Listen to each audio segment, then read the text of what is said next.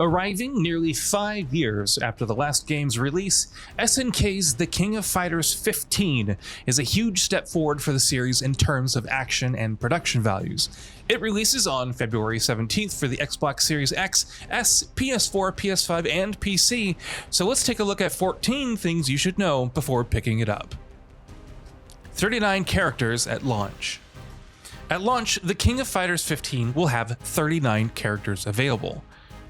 These range from newer fighters like Shunai and Maida-kun, who were introduced in KOF 14 and serve as the protagonists in story mode, to classic combatants like Kyo, Iori, Blue Mary, Terry Bogard, Mai Shiranui, Kei, and Kula Diamond. Brand new fighters include Isla, Shunai's rival, Dolores, who uses psychic abilities, and Cronin, who possesses a shape-shifting arm and is essentially the revival of K9999. 3v3 combat. Though 1v1 fights are possible, team fights are the main attraction. 2 teams of 3 fighters square off, and this time around, the teams have been rearranged quite significantly. K-Team is back to featuring K, Maxima, and Whip, with Kula joining the new team Cronin with Cronin and Angel. Then there's Team Orochi, composed of Shermie, Chris, and Yashiro Nanakase, making their first appearance as a team since The King of Fighters 2002. Each team has a lot of history leading to their current predicament, and it should be interesting to see how these are explored. Story Mode. Following the events of its predecessor, The King of Fighters 15 sees a new tournament taking place with a new sponsor. However, the fallout of Versus' defeat is still being felt, with Chizuru Kagura sensing something amiss with the seal of Orochi, the final boss of The King of Fighters 97, who's essentially Yamada no Orochi. Together with Keiyo and Iori, the new team Sacred Treasures conducts its investigation. Of course, in the midst of all this are other competitors, some having been brought back to life in the previous game, and the situation between Shunai and Isla, who seemingly share the same kind of powers. Online modes. For those seeking real-world competition, there are a litany of online modes to partake in. Casual match is good for a quick bout, while ranked match allows for challenging the very best. Training mode also returns and can now be played online, but perhaps the most interesting new addition is Draft Versus, accessible through Room Match.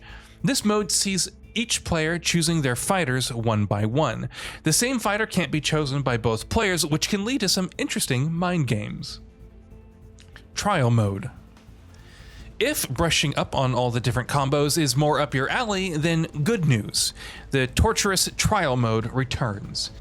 It essentially provides tasks for each character to complete, with each becoming progressively more difficult. The King of Fighters 13 had 10 trials per character for a total of 360 trials. If KOF 15 follows the same pattern, then you'll be busy chipping away at these challenges for a good long while. Shatter Strike. A lot of the systems in The King of Fighters 15 will feel familiar, but with some pretty significant changes. Shatter Strikes, for instance, can be used as a means to parry and counter foes. By pressing forward quarter circle plus strong punch and strong kick before taking a hit, one can essentially parry an attack and either stop an opponent cold or knock them into the wall, if they're airborne. A purple aura activates when it's used and consumes 1 bar of the super gauge, with half a bar recovered if it lands. Max Mode. Max Mode also returns, though this time costing 2 super gauge bars and increasing one's attack and guard crush damage when activated. There's also Max Mode Quick. When activating it just before an attack lands or before blocking a hit, you can immediately combo into another move. The downsides are that it doesn't provide increased damage for attacks or guard crushes and has a shorter duration than Max Mode. Another significant change is that EX special moves are now usable without having to activate Max Mode, now costing a half bar of the super gauge. Of course, you can also have super special moves and max super special moves, which consume more super gauge bars. Rush and Climax super specials. Rush combos return and allow for performing combos with ease by pressing light punch 3 times followed by a combo ender. Different inputs result in different enders. For example, pressing light punch a 4th time results in a Climax art, while hard kick dishes out a max super move. Then you have Climax super specials, which are essentially over-the-top super moves that dish out massive amounts of damage while looking super flashy. Gallery mode. For those looking to admire concept art, voice lines, and movies for each character, there's the gallery mode. Much of it will have to be unlocked, providing a nice reward for investing in the game. There's even a special animated short by anime director Masami Obari, who works include various Fatal Fury anime films, Gravion, and even Mobile Suit Gundam Iron-Blooded Orphans. DJ Station.